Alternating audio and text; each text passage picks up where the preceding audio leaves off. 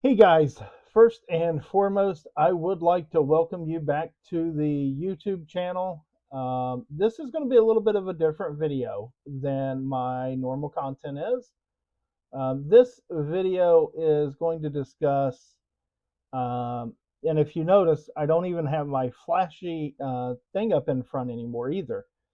Um, but this video is going to be discussing how I'm using ChatGPT to help me out with blood sugar and things of that nature.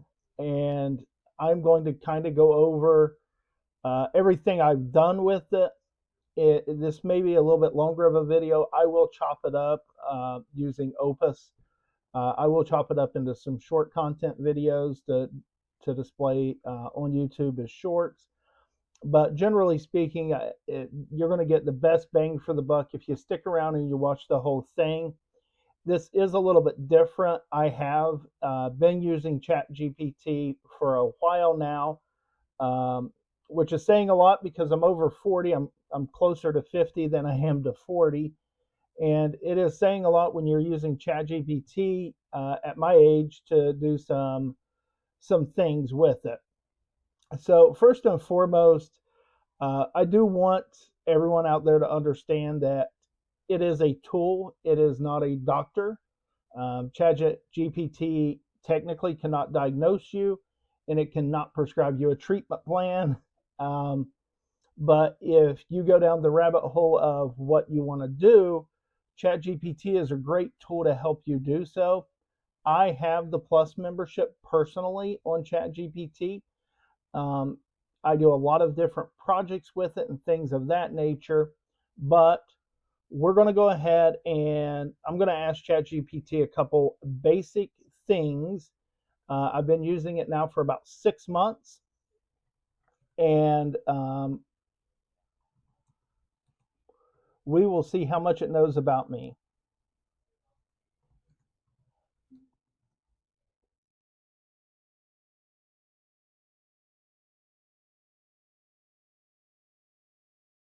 So, I mean, obviously, ChatGPT knows a pretty good lot about me personally. All right. That is no big surprise there. But hey, it is what it is. So I'm going to do us a favor. I'm going to upload some of my stuff that I need ChatGPT to have access to. I'm going to go ahead and upload it into ChatGPT. Um, and have ChatGPT kind of go over things with you. I am going to pause the vehicle, or I'm going to pause the video right here while I get these files uploaded. Before I hit enter, I will hit play, resume again. Okay, so I currently have the first 10 files inputted. I'm going to go ahead and hit upload on these because it can only accept, I think, 10 at a time on the Plus membership.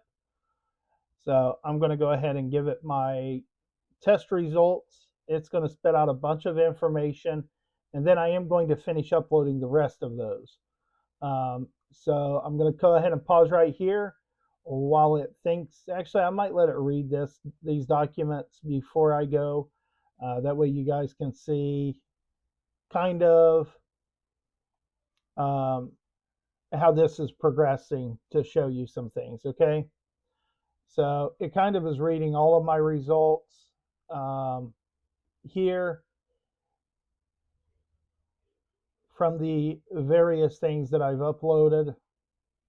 But I'm going to go ahead and pause and finish the uploads. I'll be right back. All right, I got the rest of those results uploaded. So I'm going to ask ChatGPT to evaluate uh, my current health compared to where my health was.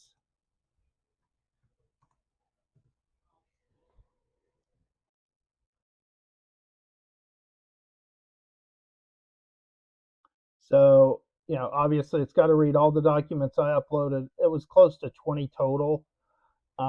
This is going to give you a full picture. of where things were, how things were progressing with me.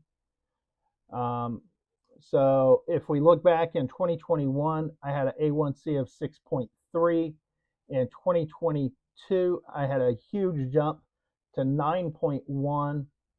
Um, Somehow or another, it did miss in 25, early in 25, I actually had a 10.2 rating. August, I was down to 7.5, November 6.9, April of this year, I'm back down to that 6.3. Um, but overall, in a span of a year, I went from a 10.2 down to a 6.3. And I'm not going to say that it's only because of ChatGPT, but ChatGPT helped me remove some of the stress from my life because I'm not a doctor, you're not a doctor, and ChatGPT was able to not diagnose me, but it was able to actually tell me in plain English what my test results meant. The biggest problem I have going to the doctor is when they speak in their doctor terminology. I'm a pretty simple guy. I don't know a lot. So when doctors are telling me certain things, it's hard for me to follow. So that's why I turn to ChatGPT to kind of go over those results and things with me. Another big one, which is a huge accomplishment of mine, I attribute this to just plainly me stopping at Monster Energy drinks, guys. But I went from really, really crappy AST, ALT results to superb ALT, AST results, which is your liver. And again, it tells me it's a huge improvement. You're doing an ultrasound, because I did have an ultrasound of my liver. My doctor thought I was going to have to see an oncology specialist. So my doctor pretty much thought I had cancer. I did not. But I did have severe diffuse fatty liver. Um, and that was in June of 25. That ultrasound changed my life. I've not picked up a Monster Energy drink since that day. I have drank water and coffee.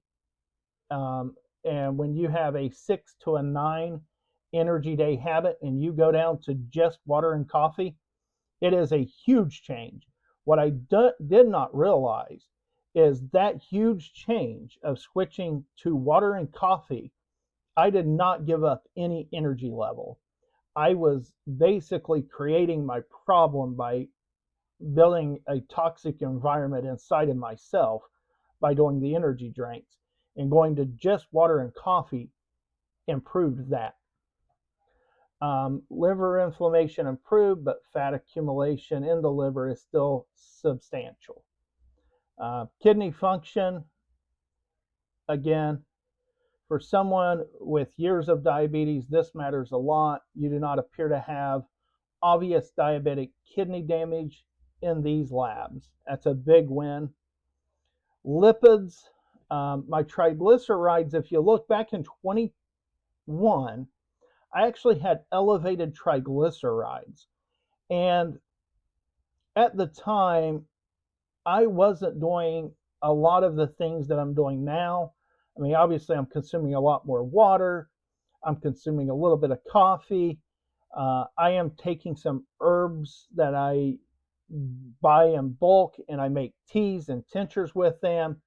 But the biggest real difference that I can tell you in what I do is I no longer use vegetable oil to prepare my foods. Quite honestly, I use what the doctors told me probably to never use. I prefer lard. And I know that's going to sound crazy to you guys because lard, widely spread, is supposed to be really, really bad for you. I consume a lot of lard to have such good triglycerides and LDL and HDL numbers. But I am saying that's one change that I made. it worked for me. I'm not saying it'll work for you. I'm not suggesting you got just eat tubs of lard, because generally speaking, it produces fat, and fat is part of my problem, right? I'm still trying to lose some of that extra fat that I've accumulated over the years. It took me about 10 years to put it all on, and now I have to take it all off. My free insulin is elevated, guys. My glucose still elevated at 133 on a fasting glucose. But my A1C is down to, like I said, the 6.3, which is kind of those pre-diabetic numbers. My thyroid looks fairly normal. My sleep apnea is probably playing a bigger role than I think. I'm not a fan of being hooked up to a sleep apnea machine. I actually can't sleep with it. So that is just something I'm going to have to lose weight and hope that it gets better when I do so. Your current health versus your worst health. That is the greatest way that ChatGPT could outline this, because I have made so much progress from where I was when I started being very mindful of what I was doing and what I was putting in my body to where I am now. I I can definitely sit here and tell you that I am a lot healthier than I was last year at this time, but I can also sit here and tell you guys I'm nowhere near where I want to be health wise. It is going to take me a while to get there. And this YouTube channel, My Health Journey, is about what I do to get where I need to be. I'm just a real guy that has health problems that wants to correct it the best I can. But you are not metabolically healthy yet. Obesity, insulin resistance, fatty liver, sleep apnea, elevated fasting glucose, elevated insulin, and ongoing metabolic syndromes. You are basically in the stage now improving chronic metabolic disease, not advanced uncontrolled metabolic collapse, which is where I was. My overall assessment, if you compared 2021 and 2022 versus 2025, 2026, I would say you moved from actively deteriorating metabolic health to practical partial recovering, but still metabolically burdened. So that is what it can tell me about my test results, right, guys?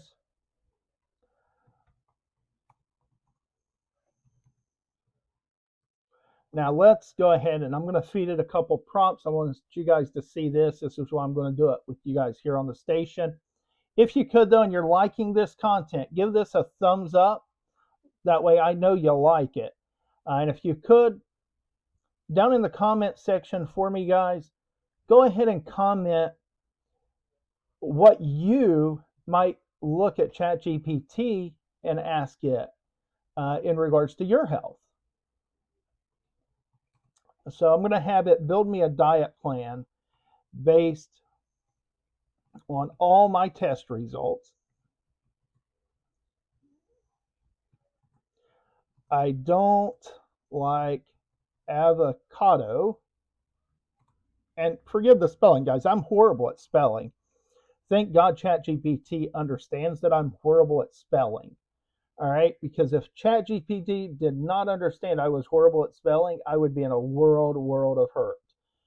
I don't like avocados. I do not like sardines. I do like tomatoes, carrots, cauliflower, corn, peas. I tolerate fish, all fish. I like beef and chicken. All right. So, right here, ChatGPT should build out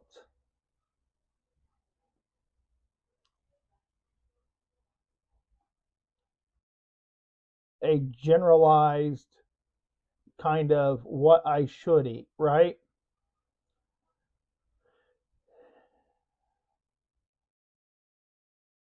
And it kind of is giving me some examples, right? 3 eggs, turkey or chicken sausage, tomatoes, coffee with sugar and cream, um, with sugar-free cream. Haha. Greek yogurt, protein powder, berries, walnuts. Uh, it, like it literally is building out everything that I get on here and tell you guys and show you guys that I'm doing. I'm getting that from ChatGPT. It's not rocket science that I'm getting it. So I'm going to have it go ahead, build me a 1 week grocery list and a 1 week menu. So I'm now going to have it based on what I've told it that I like. I'm now going to have it build me a shopping list and um, my meal plan for the week, right? So right here, fresh vegetables, what I need of them. Protein, what I need to buy protein wise, right? Frozen vegetables, fruits, the fruits I should have, the healthy fats. Now I don't like olives, but I actually love olive oil.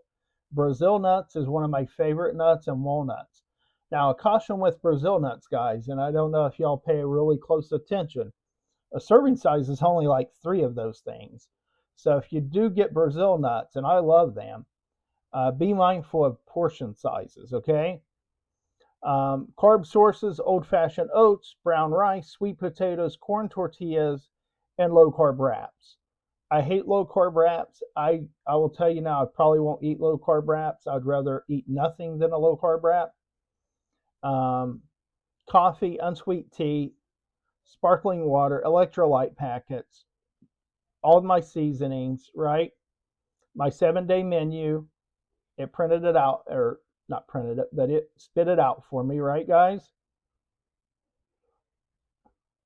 And I know everywhere out there, talks about Claude and this platform and that platform.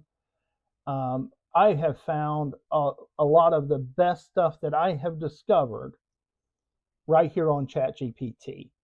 Um, it creates all of the thumbnails for every video that I do um, that you guys may or may not click.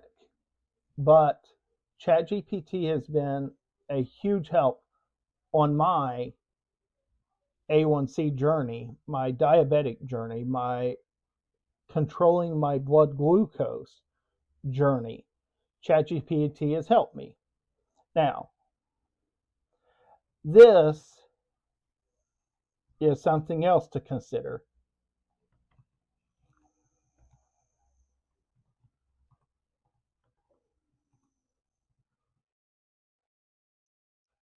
Could ChatGPT pass the bar exam or medical boards? I could probably help someone prepare, very efficient for both, but passing them myself is a different question, as those exams are designed for licensed humans under strict testing conditions. But essentially, it's telling you it can explain the theories, it can interpret common labs, it can discuss it can discuss differential diagnosis, summarizing guidelines, blah blah blah blah. All right, it can do it all, and I'm a licensed real estate agent, so I mean, it could pass the real estate exam I had to take. It could probably pass the insurance exam when I was a licensed insurance agent. It could have probably passed that exam as well. It is a huge, huge source that you can use, guys, for your diabetic journey and helping identify ways you can help yourself. Because let's face facts, guys, there's no one coming to your rescue. You have to rescue yourself. You have to take ownership that you put yourself in this position. If you have diabetes like I do, you have to put yourself and take ownership that you put yourself there. And only you can get yourself back out of the situation that we have managed to get ourselves in. And I'm using the tools that I have available to me to try and do that. And ChatGPT is just one of those tools that I can use to help get me out of that. Even down to herbal herbs that I'm using to help supplement or support my blood glucose and things like that. Check this out. Give me the best 10 herbs to support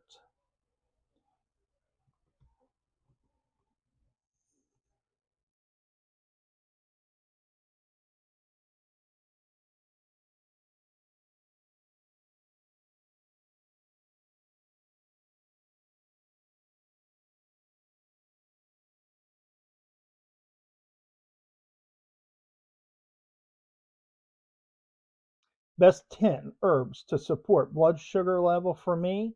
Show me everything they help and also all the cautions they have. Berberine.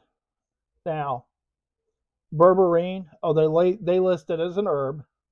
It is a little bit tricky because there's no herb called berberine. You usually find that in Oregon grapefruit and golden seal are two of the best places to find it. All right. Now, this is assuming I want to do a supplement. The Ceylon cinnamon that I just bought, I got it from here, guys. It told me, right? It is number 2 on the list. The Oregon grapefruit for berberine is number 1 on the list.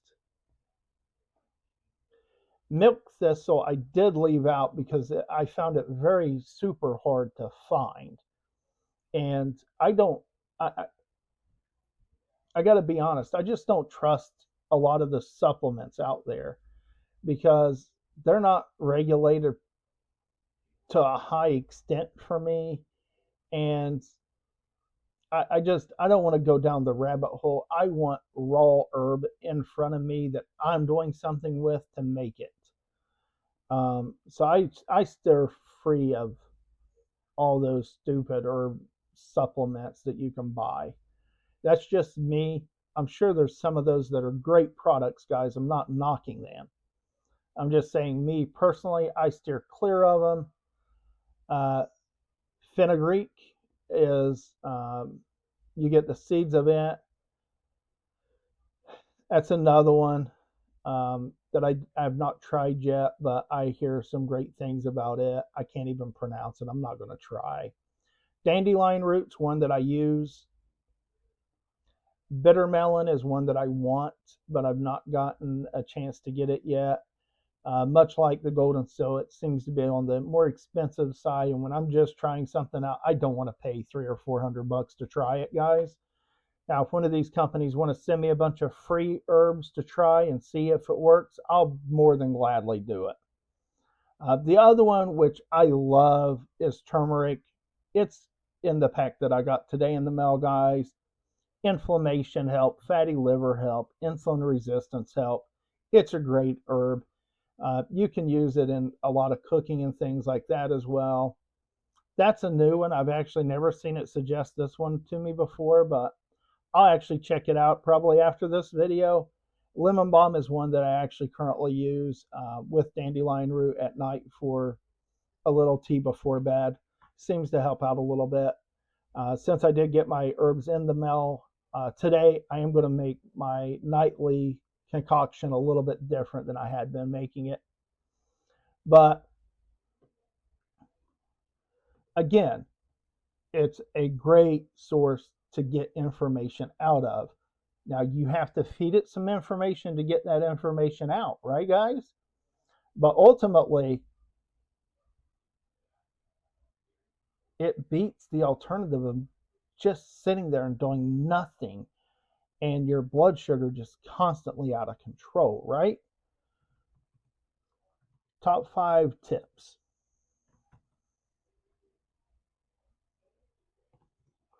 Top 5 tips for me.